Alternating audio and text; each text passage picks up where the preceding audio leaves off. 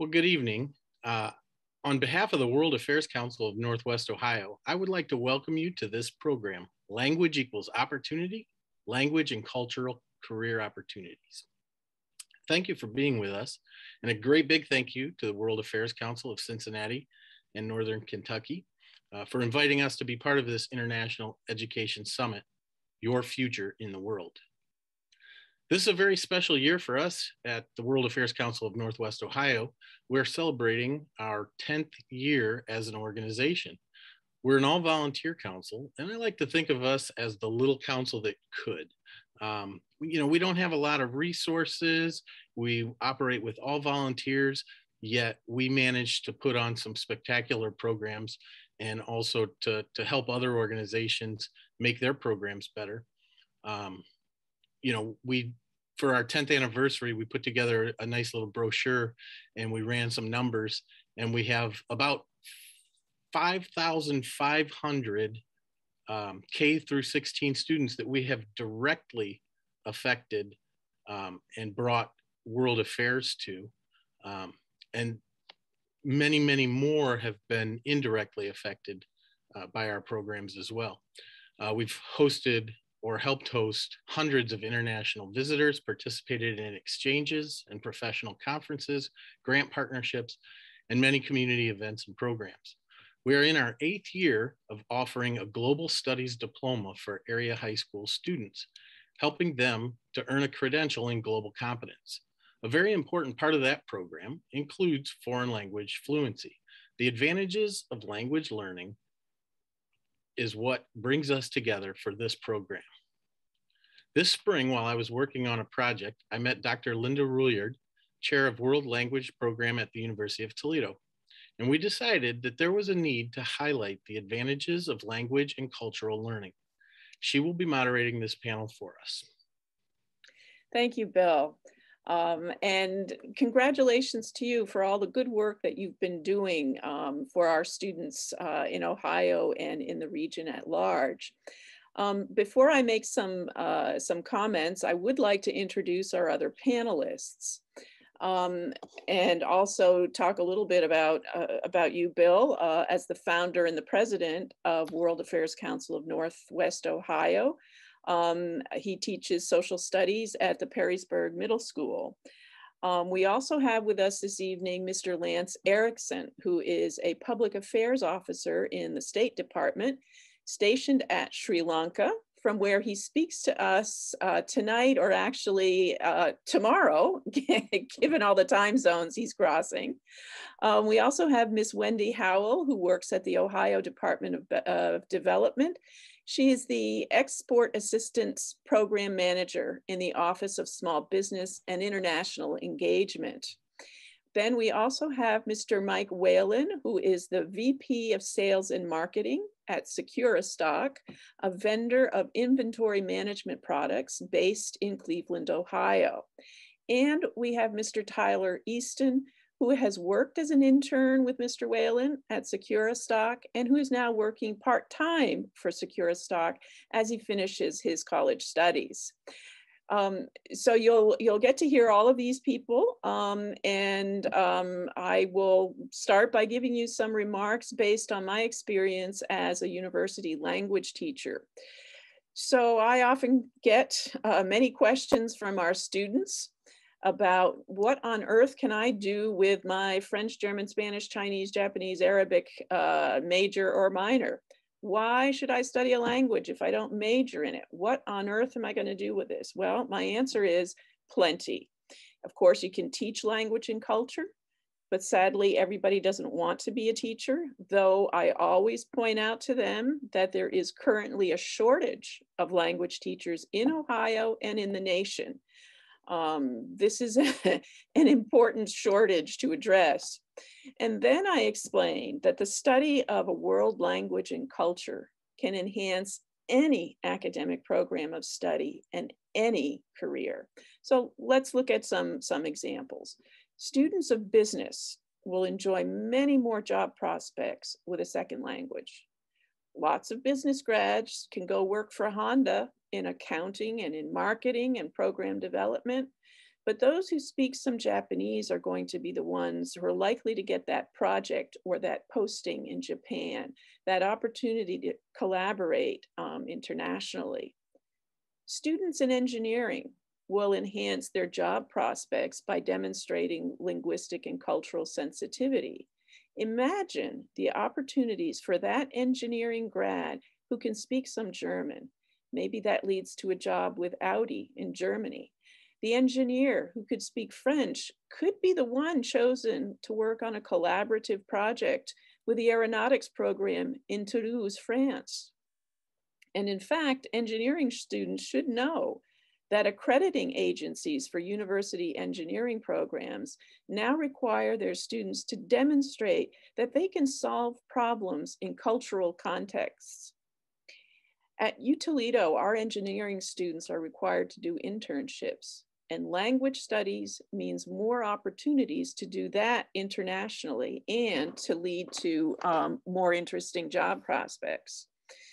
To students interested in the health sciences, the changing demographics in our country demand that we have more healthcare practitioners who can speak to patients in their native languages, who can be sensitive to cultural differences regarding things like health and nutrition. Imagine yourself as the practitioner who can address your patients with a few words of Arabic or Spanish. This is how you create a much more trusting relationship with your patients and how you can convey information in a way that it'll be helpful. The same goes for students in human services. Imagine being able to work with clients in their own language with an understanding of their beliefs and traditions. And the most important advice that I can give any student in college, no matter what major you have, study abroad. Study abroad is not just for language majors, it's for everyone. This is one way to develop proficiency quickly, and you might even find a job. We have had some UT students who have in fact established careers in study abroad administration as a result of their study abroad experiences. So what other industries would offer you more opportunities if you are a student of languages? Well, imagine being the journalist who can speak some Arabic and who can make connections and do some reporting on your own interviews with locals in the Middle East as that news is breaking. Imagine working in publishing and you're the one who gets to edit those foreign language texts. Video gaming is one of the areas that is reporting a huge demand for translators because many of these video games are published in multiple languages and with multiple scenarios. Tourism. Imagine scientific research and how exciting it can be to be able to collaborate with people around the world, whether you go there or whether you collaborate remotely the way we are this evening. Imagine, the different career opportunities available to you in the military, in the State Department, as Mr. Erickson is going to describe for us. My message to you is that any career you can imagine is going to offer you more opportunities if you have some language study and if you have some cross-cultural knowledge. Even if you're not fluent, the effort that you make to connect with someone in their own mother tongue is what fosters trust and goodwill. The understanding that not everyone has the same traditions and beliefs as Americans is just bottom line good for business. I would say, then the next question I get is, well, I can't learn 5 other languages. Well, the point is not for everyone to learn 5 languages. But the point is that we in Ohio and in the US, we need a workforce that collectively speaks the languages of the world. If we're going to grow our economy, if we're going to provide world-class services, we need to have a workforce that has the resources, the education, the experience to interact with the world. So consider doing a double major. Do political science and Spanish, do French and marketing, do German and math, do Japanese and public administration, do Arabic and communications. Include a language minor in a pre-med major. Do a certificate in languages and nursing. Language equals more opportunities, period. I will turn it over to Bill again. All right. So we are going to let each of our panelists kind of introduce themselves and tell us a little bit about how language learning has affected their careers. So thanks, Bill. Thanks, everyone. Good morning. Dobre Utra. Kairli Tan here from very dark and very dreary Sri Lanka. It's my pleasure to join you this evening for you back in the Midwest. As Bill mentioned, you know, I have a long history with languages and international studies, as I used to work as the assistant director there at the Center for Slavic and East European Studies at Ohio State University.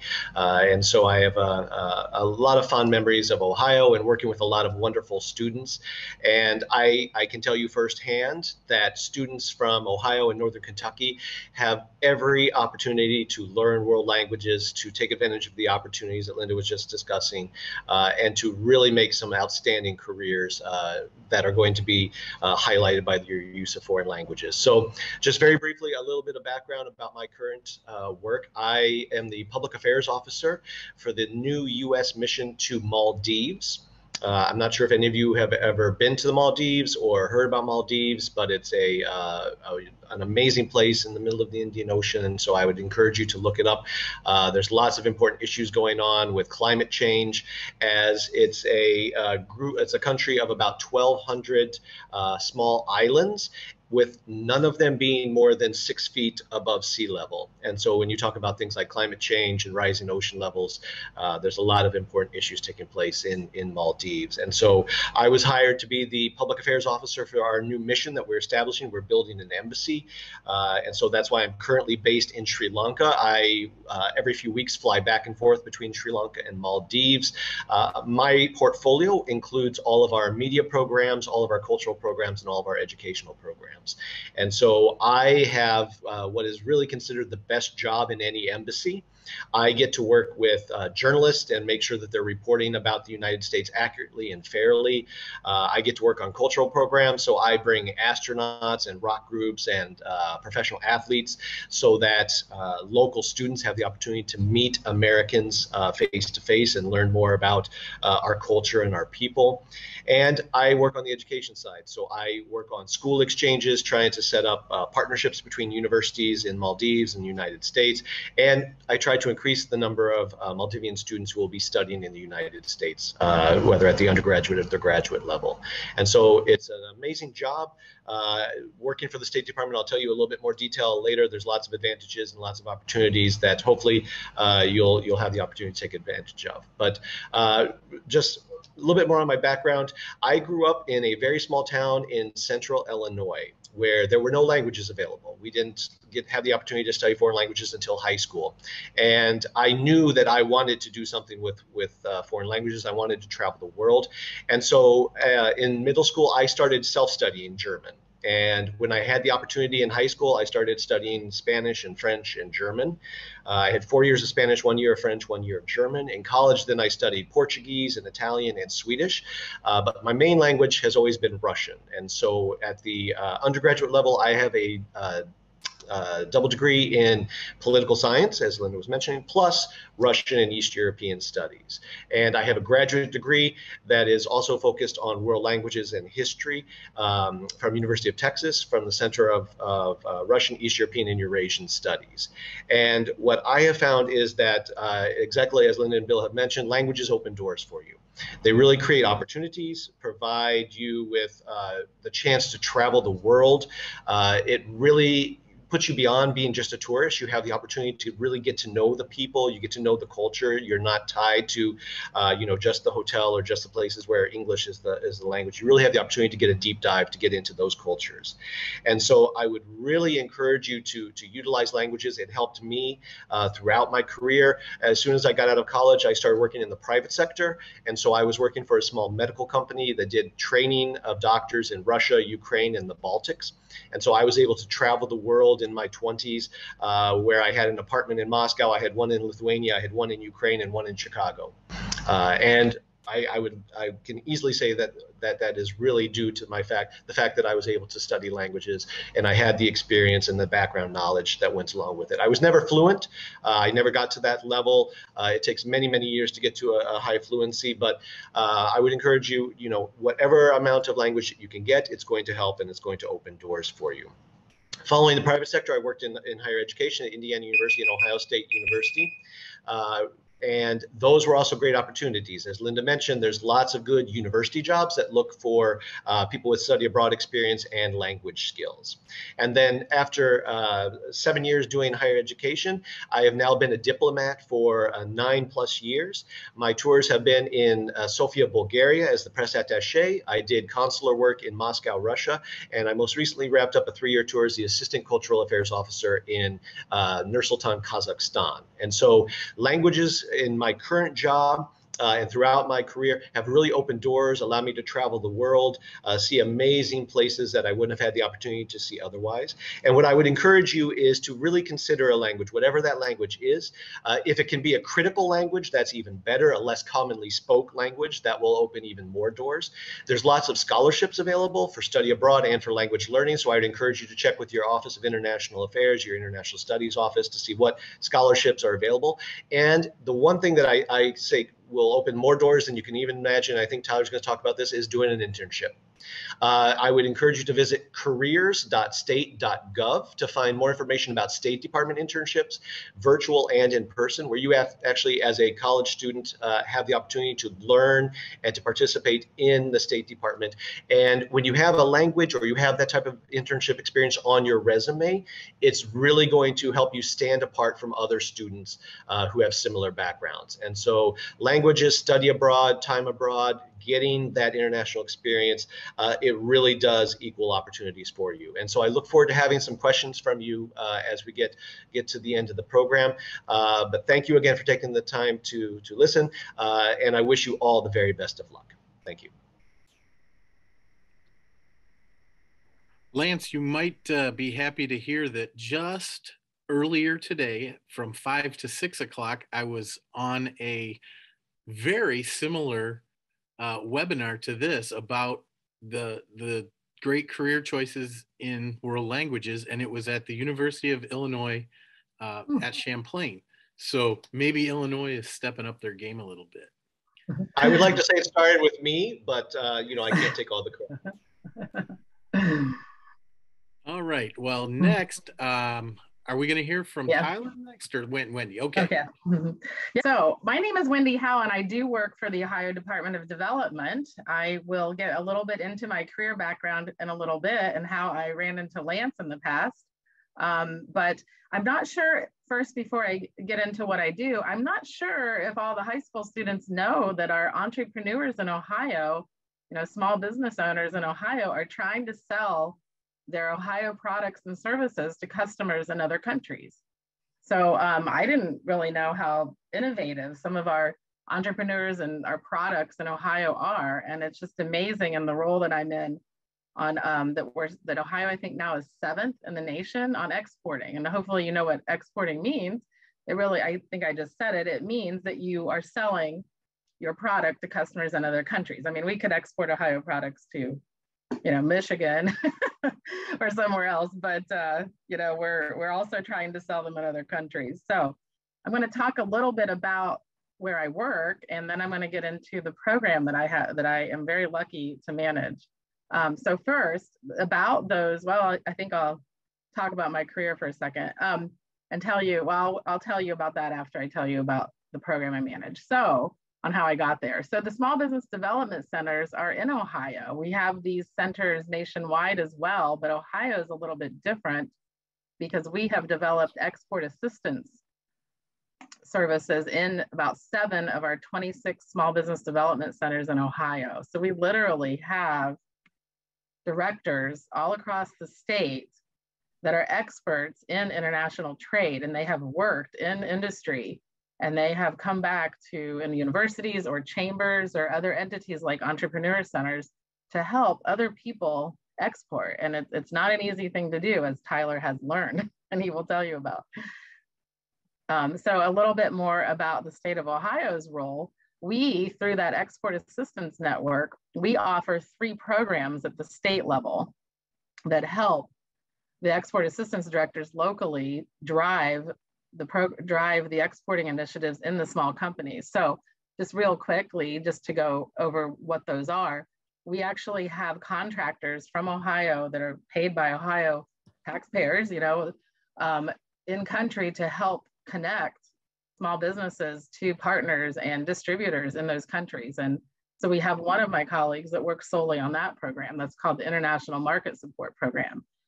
The other one that's very helpful is something that's all around the nation called STEP. We call it something different in Ohio. It's State Trade Expansion Program. So different states get federal money to help assist small businesses with marketing internationally. So it could be e-commerce, it could be going to trade shows in other countries for their industry, or even trade shows in the US, because there's a lot of foreign buyers that actually travel here to meet up with our companies. So the program that I run is called the Ohio Export Intern Program. I'm so excited because we also have an example of one of our host companies and an intern, but we will get to them in just a little bit after I describe the program. So how did I get to run this program? Well, my career doesn't sound very exciting compared to Lance, but it actually, I was always very interested in international business as well. I think in middle school, I dreamed about world peace, like a lot of people that are sparked in international business. But, so I went the business route though, because my father was an entrepreneur in a small village in Ohio, a little south of Lancaster. And I've always been about business and international, kind of the intersection of that.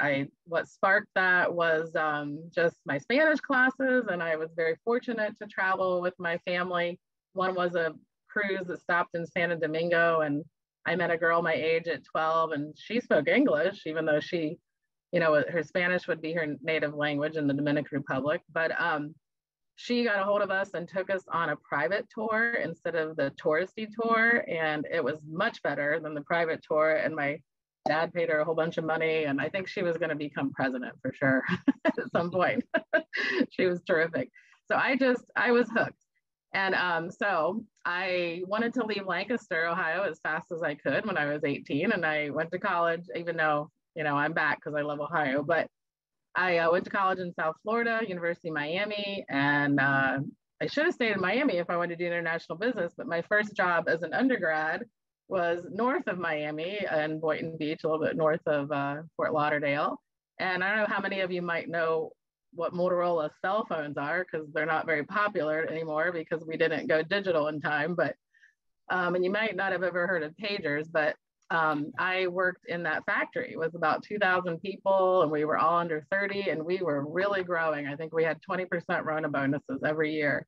And that was after you leaving the University of Miami with championships every year. So you can look back and see how old I am, because we won 3 national championships in a row. But anyway, and that team isn't so good anymore.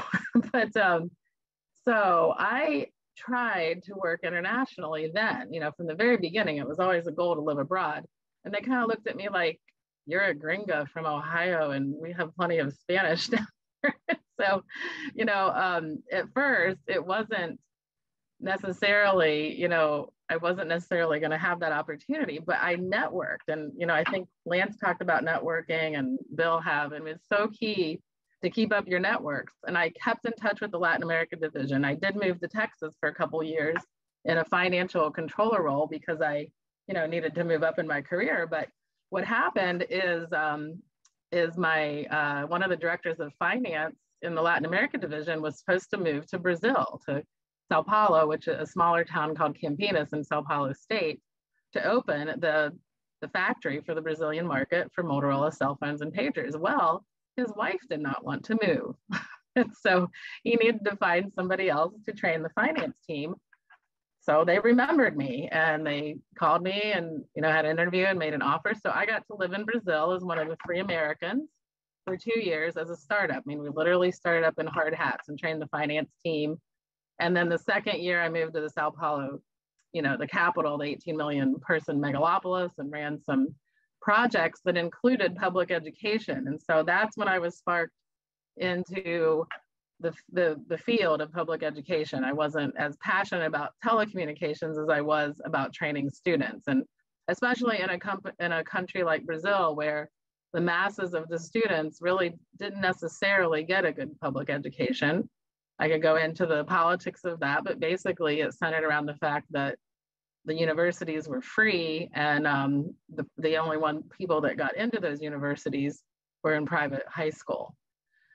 So, it was only the top 1%. So you had to have money to get into college. That has changed a bit. But anyway, I got very interested in the public education system. And then I ultimately ended up back in Ohio for family reasons with my parents. And so I started teaching a career tech international business program. It was amazing. And I got to work on later after I had kids and nailed my feet in the ground and got married here in Ohio. I started to work on career tech initiatives internationally for OSU. So anyway, I also worked on a USAID project. So I kind of touched in some of the government areas through the university. So, not as much as a State Department career, but, I couldn't have apartments in 4 different countries at that point. I had kids and everything else. So, but I always wanted to be the female 007, like maybe Lance was. Anyway, so having said that, I found a way to make my career still international, and still be in Ohio. And there are so many opportunities for that, as I've learned. And so the international programs that we have at development, or the international engagement programs, are a big help, and I feel very strongly about Ohio. I grew up here. I love Ohio. So the Ohio Export Internship Program was a great match for me to train students that are like me, in high school, and even a handful of international students that are part of the program as well. So here's how it works. And I forgot the part about Lance. So Lance, in 2004, I was working for OSU, Center of Education and Training for Employment, getting my master's in workforce development. I came to you because you were, I don't think he's on anymore, is he? I came to Lance because he was at the area studies for the East Europe, and he was running a Ohio Department of Education career tech program. And he was the one area studies person at the OSU that everybody knew was tied into industry as well. So he's very well known. And that was back in 2004. So I'm so happy to connect with him again. So moving on a little bit about the internship program. And Tyler, I need a favor. You need to tell me when, well, I do have a clock here. Can't see my computer clock right now. So I want to give you time. So a quick overview about that program. So basically the profile of student, and we would love for high school students like you who are taking foreign language to consider this program when you come to college. If you decide to be a business major, our profile is typically an international business undergrad or supply chain major, but we take all business majors that have some passion for international business. Often the students may have had foreign language, or they would have studied abroad. And COVID has put a little bit of a dent in that, but typically our students have studied abroad by their sophomore year, and then they apply for this program for their junior summer. It's a big competitive advantage to have foreign language. I think that I'm speaking to the choir here, but the small businesses have a high demand, especially for Spanish in Ohio, for obvious reasons here in our country. Arabic is popular and needed, Hindu. So we do have Hindi. We do have a few international students, but more than likely we have people like Tyler that have taken and had some chances to live abroad and kind of hone up their skills in foreign language. So the way the program works is it's a partnership. So it's between the state of Ohio, and we partner with 4 universities in Ohio. OSU was the original partner in 2012. We added Youngstown State in 2016. And when I came on board in 2018, we added Cleveland State, and we most recently added University of Dayton. But we pull students from all over Ohio. They can attend one of those 4 export courses in the spring. So we interview in the fall every year. So you have to apply by September. In fact, I'm in Cleveland tonight because I'm finishing up interviews for the Cleveland State students tomorrow for the spring 2022 course. So what happens is those students take the course, and we also, at the same time with the Export Assistance Network, are talking to their clients and which companies need an intern for the summer to push their export initiatives forward. So then by April, they are matched to a company and they meet the supervisor, and then they work in an internship from May to August for 12 weeks full time, 40 hours a week, paid $17 an hour now. Not a bad deal for an intern. And they are hired as a W-2 employee, not a contractor. So they get their payroll taxes paid for on the employer side. They don't get other benefits, but they can negotiate time off for, in the summer for up to a week, unpaid, in case you have to travel. Tyler, you're probably off jet setting somewhere sometime. and then the state reimburses these small companies half of the wages. And the reason that we do that, if it's not obvious, is because we're trying to develop this talent pool for the state in trade and international trade and in exporting. So we're trying to help those small businesses, entrepreneurs with these great ideas to grow revenue streams in other countries from customers in other countries, so that, it increases the jobs for the state. So, it's worth the taxpayer money. It has a big return. Half of the students are offered to be extended, like Tyler has with security stock. Some of them are hired then after they graduate, because they stay with the companies. And so it's been a big win-win for public, private, and education in Ohio. There's some other aspect, in terms of developing talent. But so basically, I highly recommend, if you're a business major, to check out this program. We are growing it every year. We're going to add more export courses, hopefully, in the next few years. And so please keep that in mind, and you apply through your university. So now I would like for Tyler to kind of tell his career, how he got to where he was, and about his experiences in the export internship program. And then his supervisor is actually on too, I believe, still. And he may have some words about his career and how he got to be the vice president of sales at Securistock. And I think we have about 10 more minutes, and then we'll open up for questions. Not that there's any pressure, with your supervisor being on.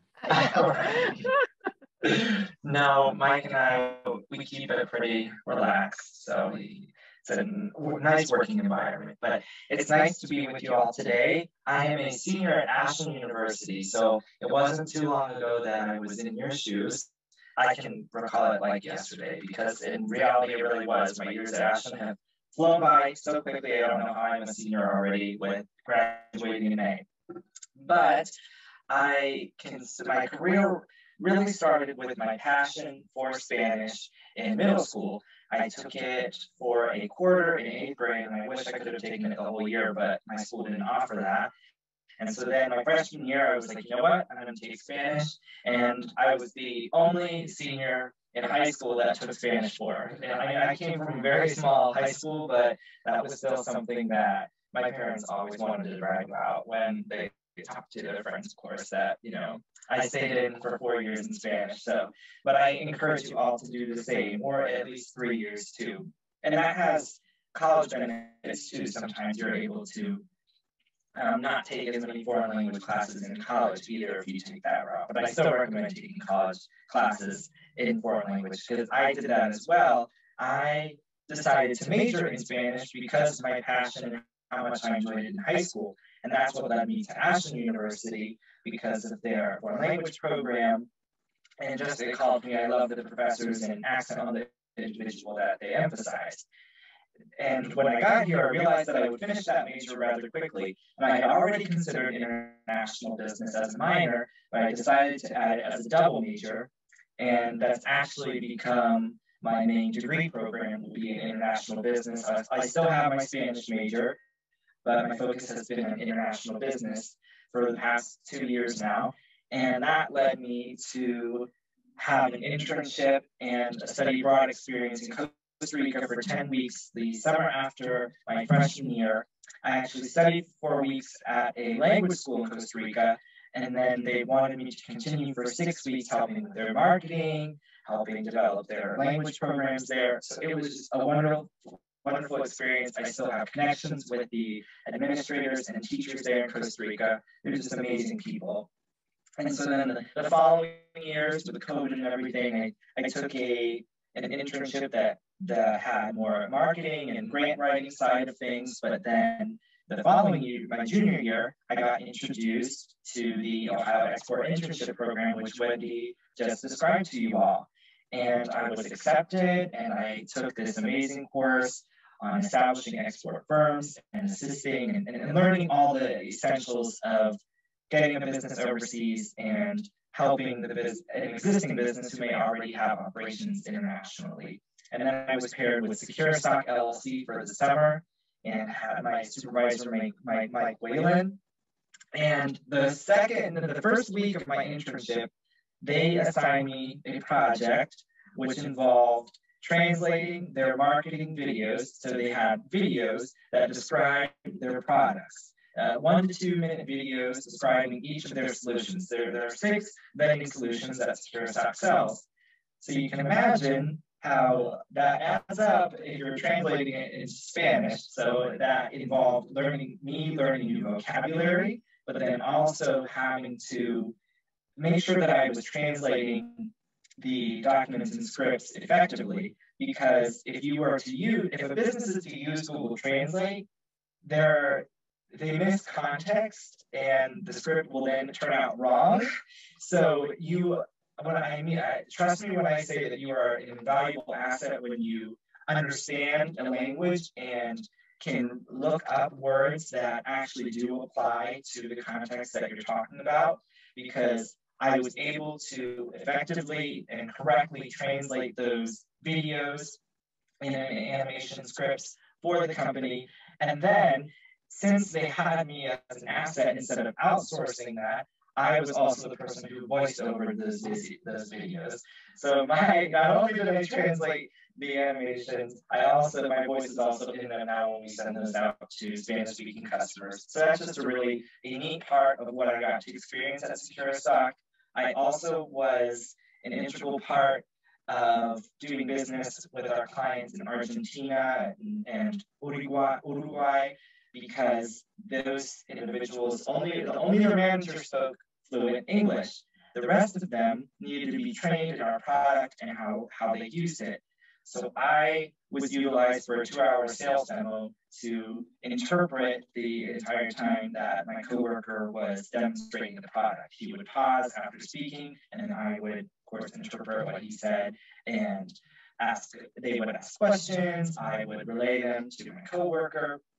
It's just a very neat process, and Secure Stock appreciated that so much that I was able to bring that to them and to assist them with those operations, because it just enhanced our business overseas. And so with that, I'll turn it over to Mike, and he can kind of explain how he values individuals and the young workforce with their second language skills. If he's still on. I know that Mike is literally in an airport and just got off the airplane. So we'll see if he jumps on board here in a moment. Let's see. It looks like he just left, but he might be reconnecting to. Okay, that's probably why. It's probably the Wi-Fi there. So we could start questions, Bill, if there's other Q&A. And you know, one of the things that I would like to just give you a second to think about, because I would like to hear a little bit more if anybody has examples of times when your cultural competency also aided you in, being able to learn something or get some kind of an advantage. Because what I learned earlier this spring was that, Spanish class has changed a lot in the last 30 years or so since I've been in high school.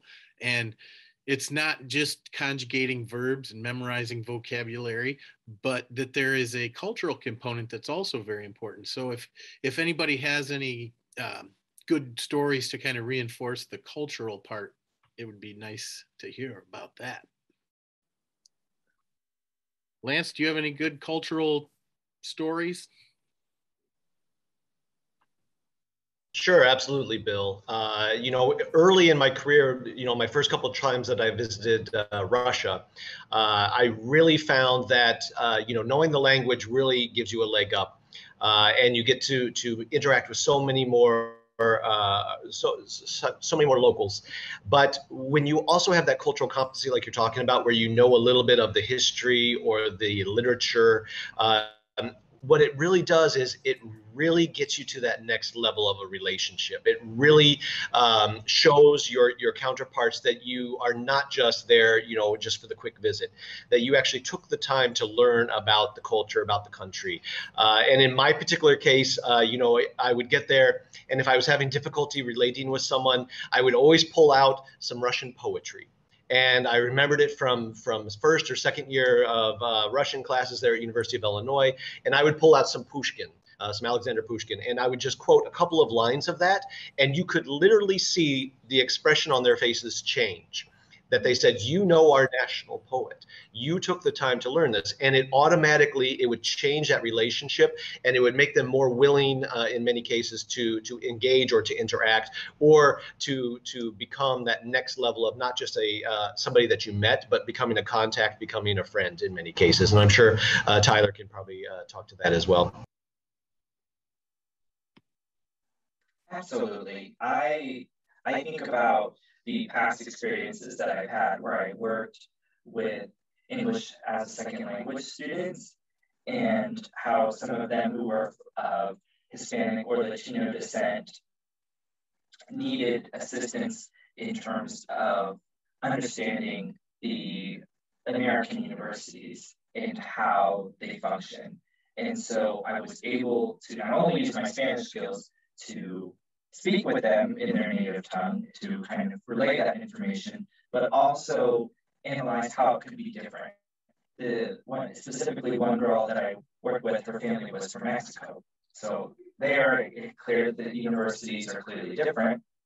And so I was able to really kind of highlight some differences between the education system that she may have been used to versus to the one that she would soon be experiencing. So that is just one example of a moment where the cultural competency came into effect and heightened that relationship and connection with that student. Yeah, I would like to add, Bill, that if I'm pronouncing the name right, and Lance or somebody can, probably Linda will correct me, it's Hofstedes Dimensions.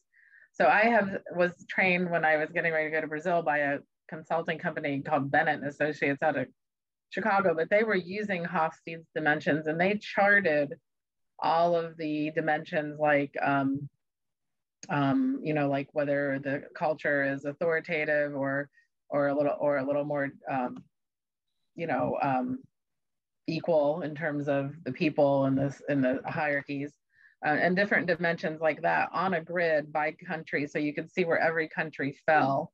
Mm-hmm. And it was very helpful. I did recreate it for the international business course, but I would love to find an updated version of it. Was really a global look, you know, on which countries we were similar in the US too, and which ones and where we fell on the range, you know, like family oriented, you know, the South American countries are going to be a lot more family oriented. So is Japan, though, maybe US and Germany a little bit, you know, it really just depends, and the world's becoming more globalized. So some of it doesn't necessarily apply anymore, but it does help, you know, to understand where people are coming from if you understand those dimensions and why people are acting the way they are. Mm-hmm. You know, like the common Japanese saying yes, you know, then they're being polite, but they don't necessarily mean yes, that they want to buy the product, for example. And that is the way an American would take it. Okay, we have a deal, let's go. You know, so I had to learn in Morocco that if you ask somebody for directions, they'll tell you somewhere to go, even if they don't know, because in their heart of hearts, they don't want to disappoint you by not knowing. So they kind of will send you on a little bit of a wild goose chase. We do have a question here about if somebody could speak more about the critical languages and what languages people should be considering when working in international business. Anybody have expertise there, Linda or Lance, maybe? Well, in response to this first part, to the second part of the first question, what languages people should be considering when working in international business, I would say the language that you're most passionate about, because that's where you're going to have the most success in terms of developing proficiency, and that's going to lead you to be able to make better connections. So, you know, it's kind of hard to predict what the language du jour is going to be in 2 years or in 3 years. Pick the language that you connect with, that you feel an affinity for, and go with that. And then you can always add, a few phrases or something to that other language that maybe is a little bit more pressing. Critical languages, I think Arabic certainly is very, very important in this country right now. The other part of that question about learning apps and tools, there are a lot of good things out there that will help you learn vocabulary, that will help you learn grammar. Even Duolingo does I've used Duolingo to study up on some Spanish, but it will never teach you to conversational skills. You need to do that with other people, whether you study abroad or you travel abroad and you talk with people that you meet along your way, or you take a class. You're going to develop conversational skills with other people. It's very hard to do that with a piece of software, no matter how good it is. And I did just want to throw out a couple of things after listening to Tyler talk about his translation projects. There's a wonderful book called International Business Blunders that talks exactly about those difficulties in translations and how companies that don't pay attention to that end up with egg on their face. And so there's this story of, I guess it was Chevrolet that marketed the car Nova. That was a Chevrolet product, right? And they tried marketing it in Mexico and couldn't figure out why this darn car was just not selling in Mexico. Well, you take a product that says Nova in Mexico, and what does that mean? It doesn't go. Would you buy a car named It Doesn't Go? So there are lots of examples like that in this book. The other internship that people, or type of internship that people might want to think about is one where English speakers are invited, and sometimes on a government subsidized program, to go abroad and teach conversational English. So in France, there's a program called TAPIF, Teaching Assistants in France, I believe is a teaching assistant program in France. So the French government will pay a stipend to people who demonstrate a proficiency level of French at the level where you can deal with daily life. And you'll go in and you'll teach conversational English in maybe a middle school, a junior high, or a high school. It'll pay you a stipend. You might have to cough up your own transportation, but if you were to share an apartment with a friend, that stipend will probably get you through the year. Then it's an opportunity for you to take classes in the French university for very little money, to make connections, maybe to find a future internship. I know that other governments do things similar to this. I think Spain might have something similar to this. Japan loves these students. So consider that. And again, if you don't major, get your language level up to, a level of proficiency where you can rent an apartment, do kinds of daily life transactions in the target language. And that's a great way to kind of map out a really international career. And I would echo what Linda says, you really have to speak it. I mean, just to give you some practical decisions, whether, with my limited experience, my daughter's taking Mandarin, my son's definitely going to be the Spanish one because he likes some easy things. you know, so Chinese is a level, what, level 5? And so it's difficult. And also look at the culture. What culture do you like? Where do you want to visit? And what percentage of the world is speaking the language, and what, you know, for business, you know, or depending what field you want to be, what languages are important. So, you know, if I could do it over, you know, I'm glad I learned Portuguese and it replaced my Spanish, because all my bosses in Latin America really didn't have an ear for Portuguese. So it gave me an advantage. It only took them 3 months to get it, but not many of them spent 3 months in Brazil. So, you know, that gave me an advantage for that. So so Lance is right. Some of the more unique languages, you know, depending what you want to do, could give you a leg up. So you really got to think about your own situation. But no matter which one you take, practice it, converse it. You're going to have to feel silly. Right.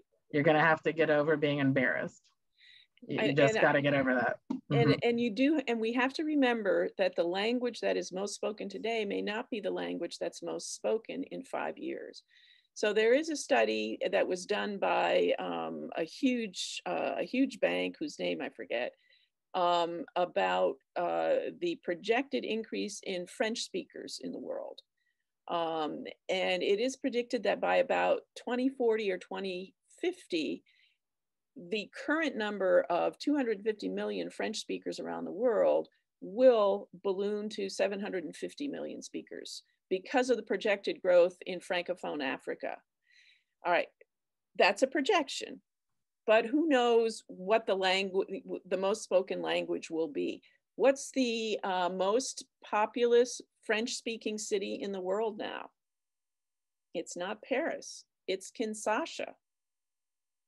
So the Francophone population growth in Africa is one to watch. And if you're a business, that's a market to watch. Quote from Paul Bowles from The Sheltering Sky.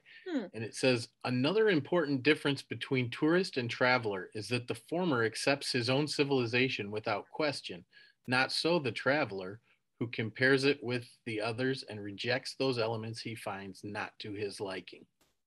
And to me, I think it's really important. I wrote a chapter on global competence and why it's so important, especially to teach, you know, K through 16 students. And I did a small section on the difference between being a traveler and being a tourist.